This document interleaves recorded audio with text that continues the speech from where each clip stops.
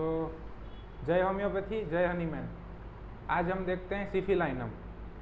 कब कब सिफिलाइनम सोची जानी चाहिए। नोसोड है तो हमने आगे भी जब ट्यूबरकुलाइनम के व्याख्यान में देखा कि नोसोड किसे कहा जाता है। Nosode are the multi polycrest medicine. Tuberculinum और मेडोराइनम आगे हमें जो दो व्याख्यान हैं वो दोनों नोसोड मेडिसिन हैं। तीसरा नोसोड मेडिसिन है सिफिलाइनम।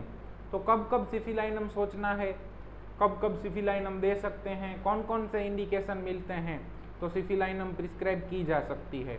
आप देखेंगे कि जो लोग माइजमेटिक प्रैक्टिस करते हैं उनके केसेस के अंदर रिजल्ट का रेशियो बहुत अच्छा रहेगा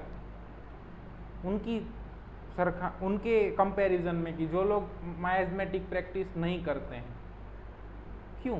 क्योंकि जो लोग माइजमेटिक प्रैक्टिस करते हैं वो एंटी माइजमेटिक मेडिसिन के तौर पे नोसोड का ज़्यादा प्रयास करते हैं, ज़्यादा प्रयोग करते हैं। अब मल्टी पॉलीक्रेस्ट है। पॉलीक्रेस्ट किसे कहते हैं कि एक मेडिसिन जिसकी एक्शन बहुत सारी सिस्टम के ऊपर हो, बहुत सारे सिम्टम्स हों, तो उसे पॉलीक्रेस्ट कहा जाता है। तो मल्टी पॉलीक्रेस्ट किसे कहा जाता है कि जिसमें बहुत सारी पॉलीक्रेस्ट मेडिसिन के सिम्टम हो, यानी कोई ना कोई 3, 4, 5 सिम्टम तो आपको केस के अंदर से ऐसे मिलेंगे ही कि जो उस एंटी माइजमेटिक नोसोड के होंगे, इंडिकेशन होंगे। कोई भी केस लोगे तो उसमें से 3, 4 इंडिकेशन जो माइजमेटिक इंडिकेशन हैं तो वो आपको इस एंटी माइजमेटिक ड्रग के अंदर मिलेंगे। और ये उस टाइप की सिमिलिमम होगी, कुछ दूर के लेवल पे सिमिलिमम, लेकिन सिमिलिमम तो है। तो ये सिमिलिमम जाएगी तो केस ओपन अप होगा और उसके बाद जो इंडिकेशंस के ऊपर से सिमिलिमम देंगे तो उनको रिजल्ट रेशियो अच्छा रहेगा, क्योंकि ये शायद 45वें नंबर की 50वें नंबर की सिमिलिमम होगी, लेकिन सिमिलिमम तो है।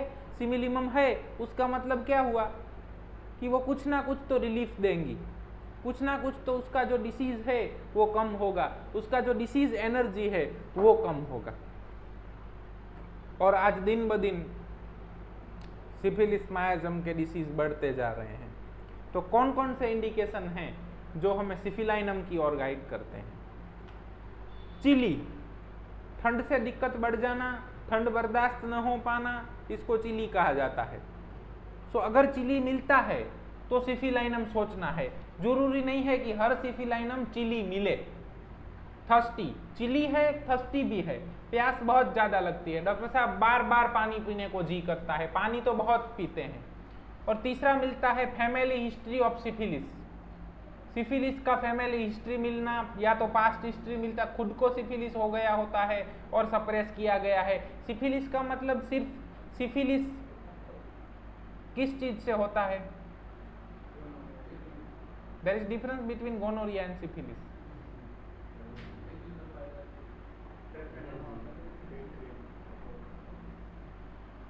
Yes, treponema pallidum. तो इस फैमिली हिस्ट्री ऑफ सिफिलिस और पास्ट हिस्ट्री ऑफ सिफिलिस का मतलब ट्रेपेडोमा पैलेडियम से नहीं है। इसका मतलब है ऐसा डिसीज जो सेक्सुअली ट्रांसमिटेड है, जिसका प्राइमरी मैनिफेस्टेशन जेनाइटल ऑर्गन्स के ऊपर है और जो अल्सरेटिव टेंडेंसी वाला है। ऐसा कोई भी डिसीज हुआ, चाहे उसमें ट्रेपेडोमा पैलेडियम पॉजिटिव है या नहीं है, लेकिन ऐसा कोई भी जेनाइटल सेक्सुअली ट्रांसमिटेड डिसीज हुआ और उस डिसीज को सप्रेस किया गया, उसके बाद जो एनर्जी मिलती है उस एनर्जी को सिफिलिटिक एनर्जी कहा जाता है। हम उस बेसिलाई से हमें बहुत ज़्यादा मतलब नहीं है, हमें मतलब है उस एनर्जी से। और इसीलिए भारतीय संस्कृति के अंदर भगवान श्री रामचंद्र ने एक पत्नी प्रथा दाखिल की थी। उन्होंने बताया कि मैं राजा हूं फिर भी जीवन साथी के प्रति वफादार रहिए। क्यों? क्या कारण था? क्या कारण था कि हमारे ऋषि मुनियों को ऐसा देना पड़ा कि नहीं, सेक्सुअल इंटरकोर्स तो सिर्फ अपने पार्टनर के साथ ही होना चाहिए।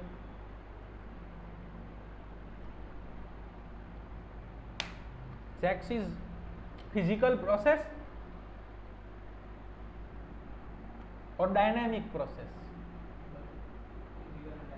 Yes, during that intercourse energy can transform from one partner to another partner। और एनर्जी कहां से कहां जाएगा? जहाँ ज़्यादा होगा वहाँ से जहाँ कम होगा उस ओर जाएगा। आप पानी भी जब छोड़ते हैं तो कैसे जाता है पानी? High medium to low medium, ठीक है। तो एनर्जी भी उसी तरह से जाएगा।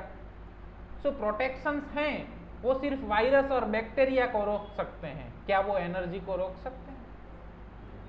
Energy can transform. और दो मायाजम हनीमैन साहब ने बताई, साइकोसिस और सिफिलिस। कैसे हैं? Venereal miasm, transform from sexual intercourse. So ये दोनों मायाजम ट्रांसफर होंगे। चाहे प्रोटेक्शन है तो क्या हुआ? इसीलिए शायद ये बात उनको, हमारे ऋषि मुनियों को मायाजम नाम ख्याल नहीं होगा शायद, लेकिन ये बात कुछ हद तक उन्हें मालूम थी। इसीलिए हमको बार बार कहा गया कि अपने जीवन साथी के प्रति वफादार रहिए। वहां से भी डिसीज हो सकते हैं। अभी हमें ऐसा लगता है कि शायद प्रोटेक्शन के कारण, हाँ, वो आपको डिसीज, वायरस, बैक्टीरिया, फंगस, उन सब से बचा सकते हैं, लेकिन एनर्जी क्या ट्रांसफर होगी कि नहीं होगी? ये एक होम्योपैथी का पहलू है, ये फिलॉसफी है, हमें ये समझना है होम्योपैथी के अंदर। और हम क्या कह रहे हैं? आपको सिर्फ एक राह दिखा रहे हैं कि इस तरह से सोचिए। आगे कहाँ तक सोचना है वो आपके ऊपर है। Poor reaction indicated remedy gives partial relief. आपने कोई दवाई दिया, उसका बहुत रिएक्शन नहीं मिला, पार्शियल रिलीफ हुआ, तो अगर दूसरे 2, 3, 4 इंडिकेशन है जो सिफिलाइनम गाइड करते हैं, तो वहां पे भी सिफिलाइनम दी जा सकती है।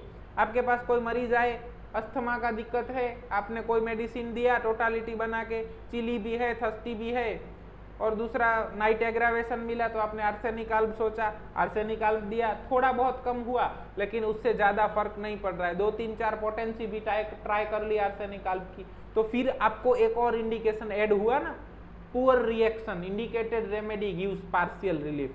तो अब आपकी टोटालिटी में कौन सा मेडिसिन आएगा? सिफिलाइनम। तो उस मरीज को सिफिलाइनम दिया जा सकता है, वहां पे भी सिफिलाइनम सोचा जा सकता है।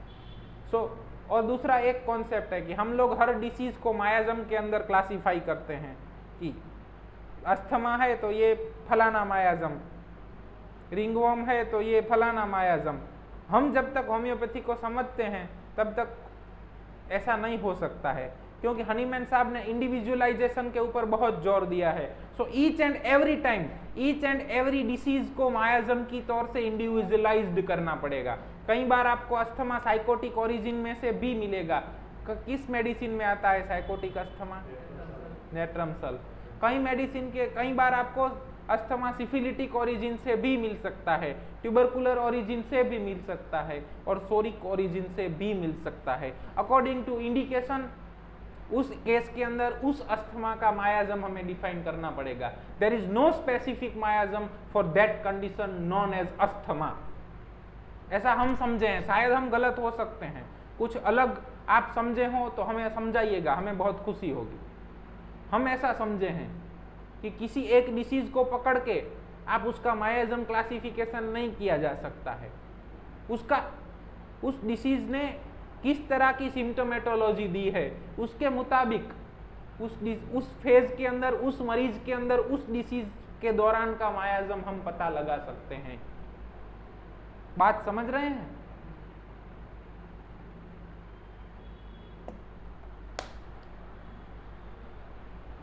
Great weakness with very few symptom. अब नोसोड के इंडिकेशन वहां ही आएंगे जहां वन साइडेड डिसीजेस रहेंगे। इसे एक्सट्रीम फिजिडिटी ऑफ लेफ्ट लेग कहा जाता है। ये डॉक्टर साहब जो कर रहे हैं ना उसे। सो वन साइडेड डिसीज होंगे, ऐसे डिसीज होंगे जहां पे परमानेंट ग्रोथ स्ट्रक्चरल चेंजेस हो गए होंगे, जहां पे बहुत कम PQRS सिम्टम मिलेंगे। तो कम PQRS सिम्टम मिल रहे हैं, वो भी एक इंडिकेशन है कि अब इस केस के अंदर नोसोड प्रिस्क्राइब कर सकते हैं। पता चल रहा है? तो पेशेंट कुछ बता नहीं रहा है, केस में कुछ मिल नहीं रहा है, कुछ नहीं मिल रहा है वो भी मिल रहा है ना, कुछ नहीं मिल रहा है वो भी कुछ है, ग्लास के अंदर कुछ नहीं है मतलब हवा है, कुछ नहीं है वो भी कुछ है। तो कुछ सिम्टम नहीं मिल रहे हैं वो भी एक सिम्टम है, वो भी एक इंडिकेशन है। Ulceration of mouth, nose, genitalia as skin, grey beige and offensive discharge. किसी भी जगह पे अल्सरेशन हो और ग्रे बेज हो और ऑफेंसिव डिस्चार्ज हो तो सिफिलाइनम सोचा जा सकता है। अगर अल्सर का बेस ग्रे है तो भी इंडिकेशन ऑफ सिफिलाइनम है। अगर की कोई भी डिस्चार्ज ऑफेंसिव है then it is indication for syphilinum. So non healing ulcer हैं, डायबिटिक फुट हैं, चाहे ऐसे डिसीज जो वास्कुलर डिसीज हैं, कौन सा डिसीज है जो स्मोकर्स के अंदर होता है?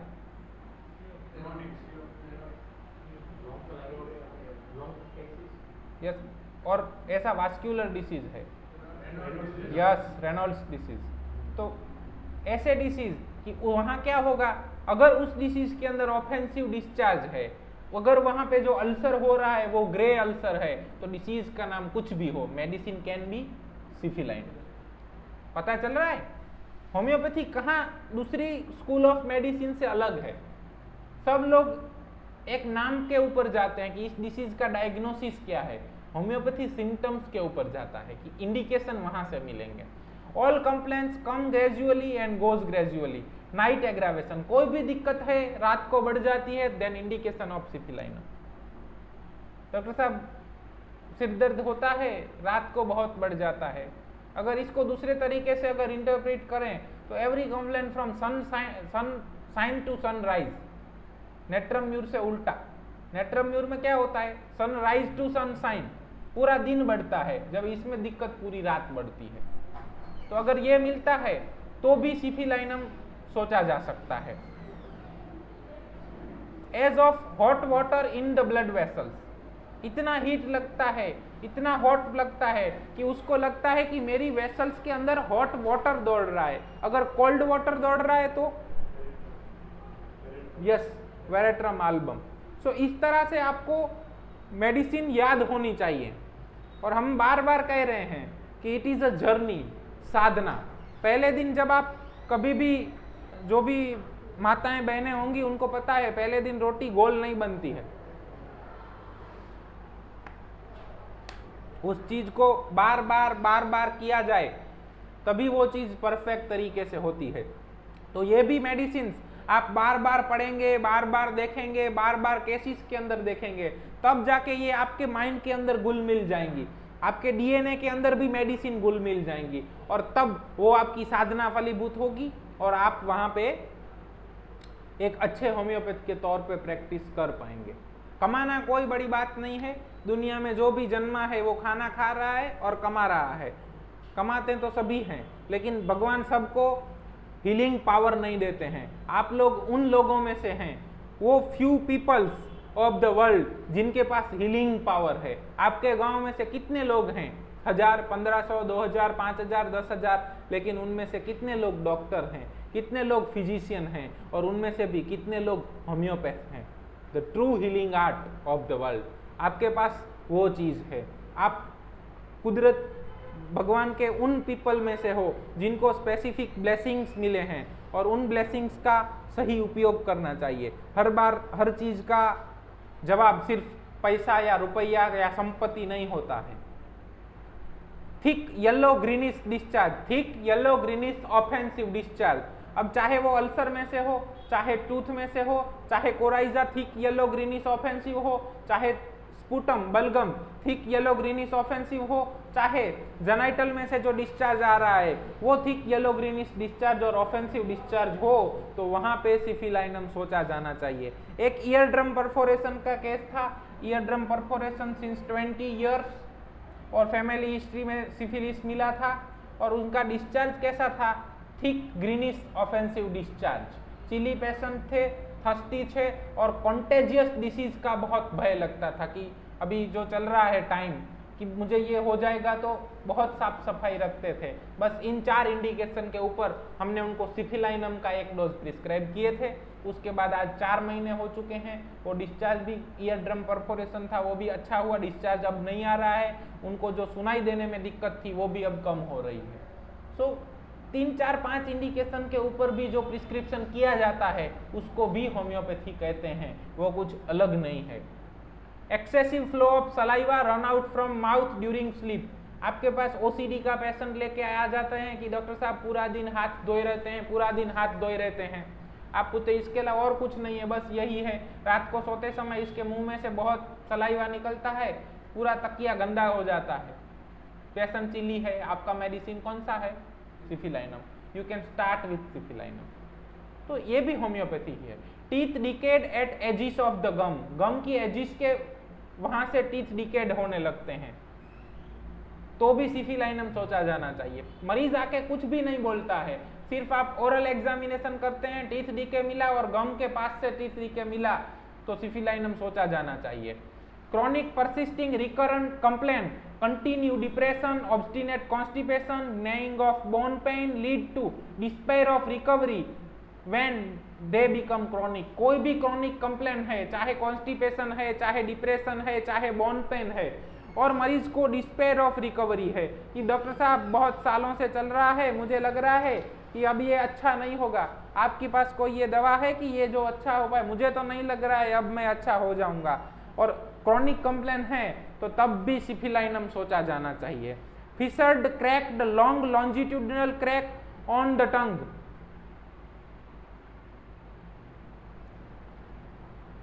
आप ओरल एग्जामिनेशन करते हैं, जीभ दिखाइए, जीभ दिखाते हैं तो पूरा डीप क्रैक जीभ के ऊपर मिलता है, तो वो भी इंडिकेशन ऑफ सिफिलाइनम है, तो वहां पे भी सिफिलाइनम सोच सकते हैं।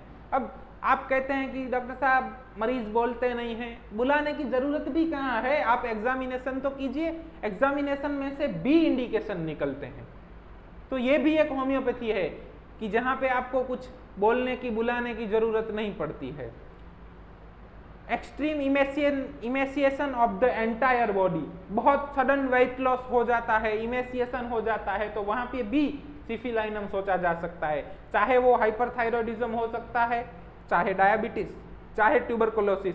हर ट्यूबरकुलोसिस ट्यूबरकुलाइनम नहीं होता है, हर ट्यूबरकुलोसिस ट्यूबरकुलाइनम ओरिजिनेटेड ट्यूबरकुलोसिस नहीं होता है, it can be सिफिलाइनम।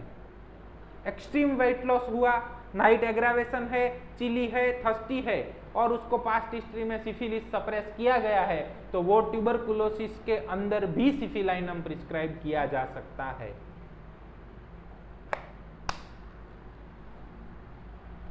Dwarfish, old looking, profuse falling of hair and baldness, premature baldness, तो भी सिफिलाइनम सोच सकते हैं।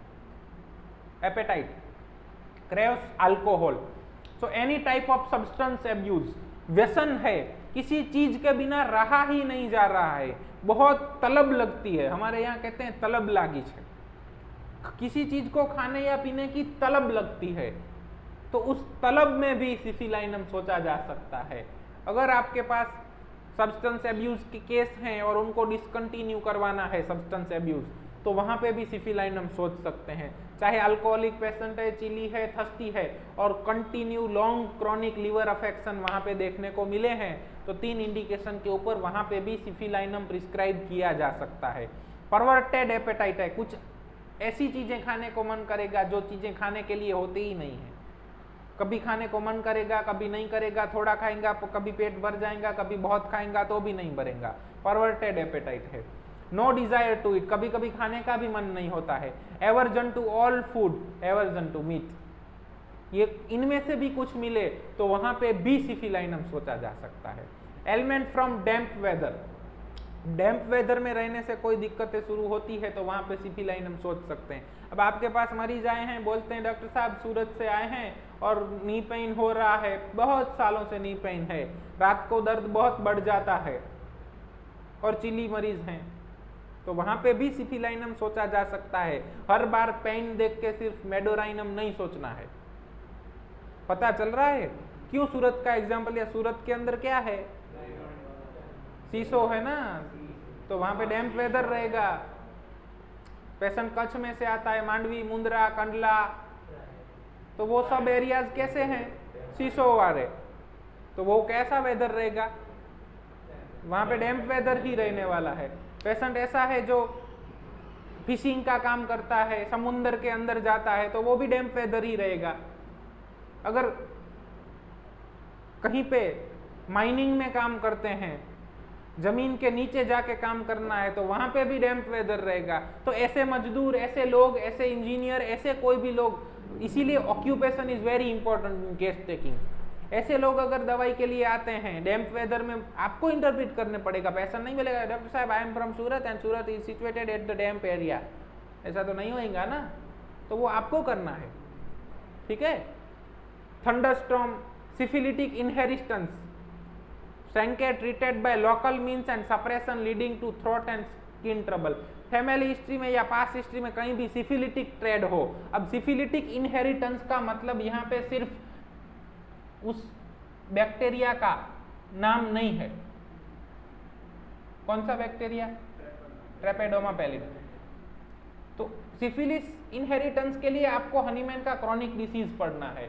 वहां पे सिफिलिस के अंदर से क्या क्या ओरिजिन हो सकता है, कौन कौन सी इंडिकेशन है जो सिफिलिस मायाजम को सजेस्ट करते हैं, और वो कोई भी सप्रेस हुए हों और दिक्कतें शुरू हुई हो तो वहां पे सिफिलिनम सोचा जाना चाहिए।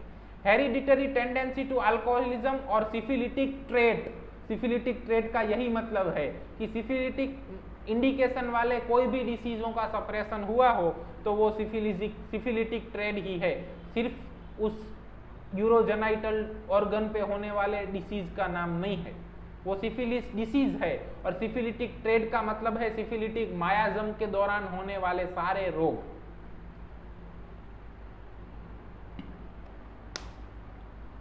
इसमें भी किसी अल्सर को देख के सिफिलिटिक नहीं कहा जा सकता। वो जब टाइफॉइड हुआ था या तो जब आपको रूमेटिज्म हुआ था तो उस दौरान क्या क्या दिक्कतें थी, उस रूमेटिज्म के दौरान जो भी दिक्कतें थी उसको अगर देखेंगे और उसके जो इंडिकेशन हैं वो अगर सिफिलिटिक मायाजम के इंडिकेशन से मैच होते हैं तो वो सिफिलिटिक ट्रेड होगा। हम क्या करते हैं, ये रोग है तो ये इस मायाजम में, ये रोग है ये इस मायाजम में, हनीमैन ने ऐसा बताया है। हमारी समझने में भूल हो सकती है, हम ऐसा समझे हैं कि कोई रोग किसी मायाजम में नहीं होता है, उसका प्रेजेंटेशन कैसा है वो उसके ऊपर से आप डिसाइड कर सकते हैं कि ये किस मायाजम का प्रेजेंटेशन है। Night aggravation, sundown to sunrise, seashore, summer, extreme heat और cold, slow motion amelioration, high altitude, menses, painful every 2 weeks, profuse acrid leucorrhoea with knife like pain in the ovaries. Leucorrhoea के साथ ovary में pen होता है तो वहां पे भी सिफिलाइनम सोच सकते हैं। Constipation obstinate for years, rectum seems tied up with the stricture when enema uses to agony of passage is labour like. इतना एब्स्टिनेट कॉन्स्टिपेशन है कि एनिमा के बहुत एनिमा भी यूज किए हैं और एनिमा यूज करने के कारण वहां क्या होता है, स्ट्रिक्चर फॉर्म हो जाता है। स्ट्रिक्चर का मतलब नैरोनेस। वहां पे जो इंजरी हुई है उस इंजरी के कारण प्राइमरी हीलिंग नहीं हुई है, सेकेंडरी हीलिंग हुई है, फाइब्रोसिस हुआ और जो flexibility of that anal ring थी वो चली गई, उसको बोलते हैं स्ट्रिक्चर। सो इतना ऑब्स्टिनेट कॉन्स्टिपेशन है, इतना पेशेंट को दर्द होता है टट्टी पास करते समय कि उसको लेबर लाइक पेन होता है। जितना पेन माता को लेबर के दौरान होता है उतना पेन उसको ड्यूरिंग स्टूल पासिंग होता है। अगर इतना ज्यादा पेन है, इतना ज्यादा इंटेंसिटी है और वहां पे स्ट्रिक्चर्ड फॉर्म है, दूसरे 2-3 इंडिकेशन मिलते हैं तो वहां पे बी सिफिलाइनम सोच सकते हैं। जरूरी नहीं है कि कब्ज देख के हर बार नक्स वोमिका, ओपियम या सल्फर ही दिया जाए। स्लीपलेसनेस विदाउट एनी कॉज और because of violent night pain, frequent abortion, बार बार अपने आप अबॉर्शन हो जाना, ये भी एक सिफिलाइनम का इंडिकेशन है। सो अभी ऐसे रोग बढ़ रहे हैं, सिफिलिटिक ट्रेड दिन ब दिन बढ़ रहा है, इसीलिए अबॉर्शन का और इनफर्टिलिटी का प्रॉब्लम बहुत ज्यादा आ रहा है। सो यू कैन प्रिडिक्ट कि आगे कौन से डिसीज आएंगे विथ होम्योपैथी। जो डिसीज नहीं खोजे गए हैं उनका भी ट्रीटमेंट हनीमैन साहब 200 साल पहले लिख के गए हैं, उसी के मुताबिक होगा। चाहे आप डिसीज का नाम कुछ भी दो, उससे कोई मतलब नहीं है, इंडिकेशन क्या मिलते हैं उससे मतलब है। Violent neuralgic headache, from 4 PM increase until midnight then gradually ceases at day time. दूसरा कौन सा मेडिसिन आएगा? Evening aggravation and headache. Natrum mur पूरा डे एग्रावेशन है, सिर्फ इवनिंग एग्रावेशन मिलेगा। Lycopodium. Atrophy of optic nerve, अभी यहाँ पे आप बोनीगुसेन को अप्लाई कीजिए, किसी भी तरह का कोई भी एट्रोपी होगा,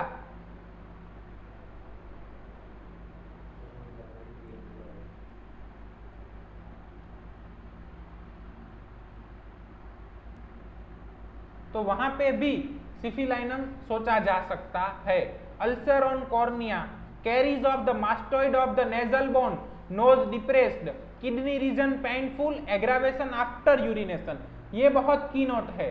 जनरली आपको पेन होता है किडनी रीजन में और यूरिनेशन के बाद पेन कम हो जाना चाहिए। अगर कम हो जाता है तो वहां पे नक्स वोमिका सोची जानी चाहिए, लेकिन यूरिनेशन के बाद पेन बढ़ जाता है तो सिफिलाइनम सोचा जाना चाहिए। Cutting pen in the ovary,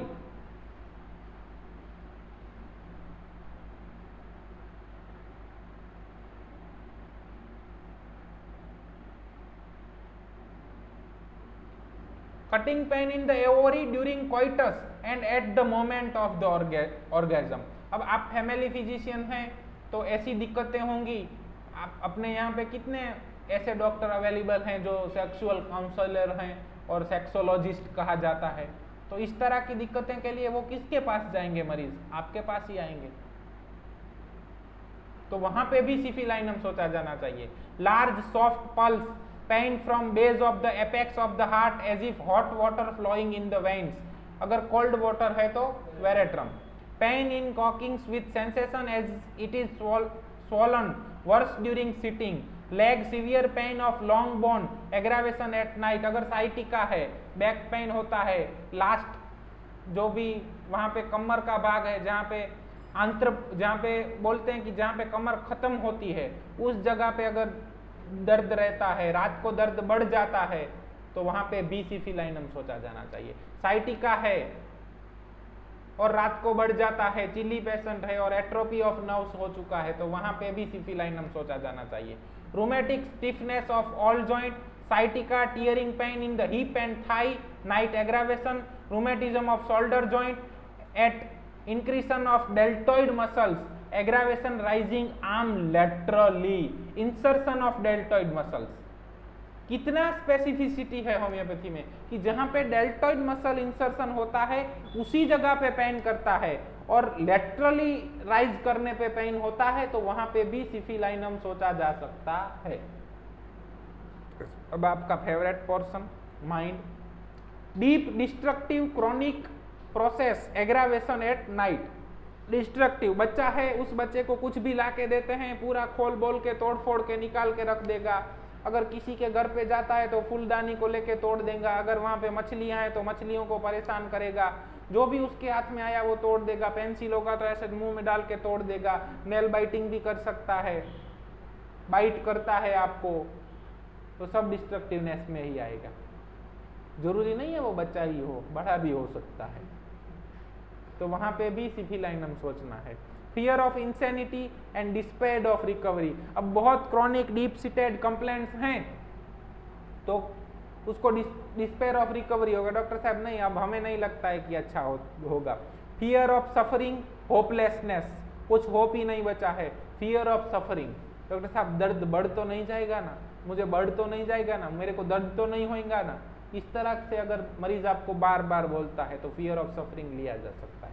fear of contagious disease, frequently washing hand, तो अभी का टाइम है तो वहां पे कैलकेरिया, आर्सेनिक, सल्फर और सिफिलाइनम ये मेडिसिन ज्यादा आ सकती है क्योंकि fear of contagious disease. Loss of memory, can not remember name of book, person and place, loss of memory है तो वहां पे भी सिफिलाइनम सोचा जा सकता है। वीपिंग विदाउट कॉज, अगर बूढ़े आदमी हैं, कुछ नहीं है फिर भी रोया करते हैं, तो वहां पे भी सिफिलाइनम सोच सकते हैं। तो इस तरह से इनमें से कोई भी 3, 4, 5, 6, 7, 10, 15 इंडिकेशन मिले, उस इंडिकेशन का पोर्ट्रेट ऑफ डिसीज बने और वो पूरे का पूरा पोर्ट्रेट ऑफ डिसीज सिफिलाइनम के अंदर मिल रहा है, तो वहां पे सिफिलाइनम प्रिस्क्राइब किया जा सकता है। पैथोलॉजी का नाम कुछ भी हो, चाहे ल्यूकोरिया हो, कॉन्स्टिपेशन हो, पाइल्स हो, फिशर हो, चाहे यूटेराइन ब्लीडिंग हो, चाहे पीआईडी हो, कार्सिनोमा हो सकता है, ग्लैंडुलर अफेक्शंस हो सकता है, थायराइड हो सकता है,